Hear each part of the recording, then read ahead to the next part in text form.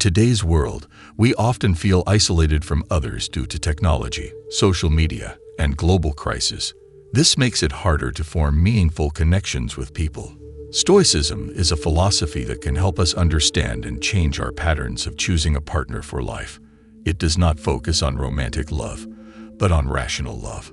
In this video, we will delve into how to use Stoic principles to find someone who is compatible with you at a deep level. The idea of love at first sight is a myth that has been spread by romantic stories and films, which often depict love as a sudden and emotional experience, mainly based on physical attraction. Don't let your mind or social trends fool you with this illusion. Love is not something that just sprouts out of thin air. It's not a glittering thing you find and grab like treasure. Usually, it needs to be nurtured with care. It demands constant effort, unwavering loyalty, patience, time, and most importantly, trust. That's why true love can be heartbreaking when shattered, especially in cases of betrayal. It's vital to learn to distinguish between true love, obsession, and mere physical attraction. When we mix up these concepts, relationships can become harmful, and the process of moving on from someone becomes a daunting task. This confusion can cause severe emotional damage. True love, in its purest form, is about understanding, commitment, and appreciation for the personality and value of the other person. It's about respecting and cherishing not only who your partner is today, but also the person they are growing into. This is the core of a historical relationship and any healthy, loving relationship. Your relationships are vital for your happiness and well-being. Don't forget that love is not only for your partner, but also for yourself. Loving someone truly means respecting them as much as you respect yourself. You deserve a relationship that values both of you equally. Don't sacrifice yourself for someone who doesn't reciprocate your feelings. You need to preserve your self-worth, appreciate yourself, and know when to move on. This is crucial for keeping a healthy heart. Even if it hurts, if you are unhappy and your partner keeps hurting you despite your efforts to communicate, the pain will only last longer, and you will gradually lose your self-respect. So love yourself, respect yourself, and learn to let go when needed. Also, remember that time can heal the most severe wounds. You may have scars, but they won't last forever. And remember, you can't change others. You can't motivate someone to change if they don't want to. If you are in such a situation, I suggest you follow the principles of Stoicism. Don't dwell on what you can't control. Look ahead with confidence and leave behind everything that doesn't make you happy. You are more than your temporary emotions and feelings. You have the choice of how to respond to a breakup. You can choose to stay positive, learn from the experience, and continue your journey with more wisdom.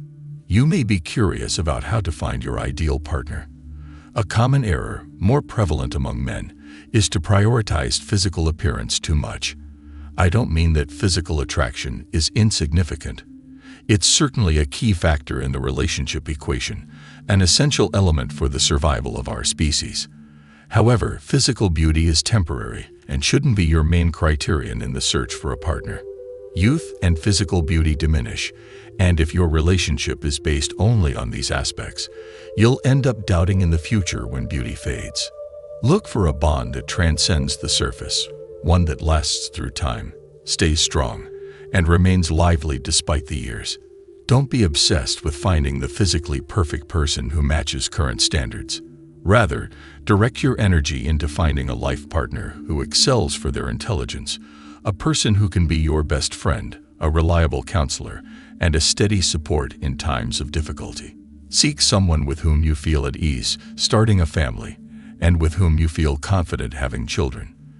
This advice is universal, valid for both men and women. Focusing only on looks will narrow your choices and shut doors to potential possibilities. Don't be fixated only on one person, especially if that person doesn't show any interest in you.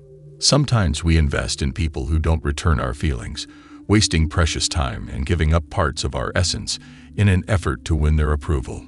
According to ancient philosophy, we should learn to accept what's out of our control, and we certainly can't alter or coerce someone's feelings towards us.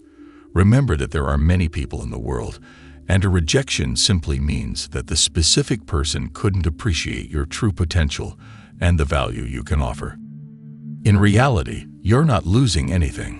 A rejection could be a sign of mismatch that you might not notice at the moment, but time will help you comprehend and even be thankful for. So don't be disheartened. Persevere.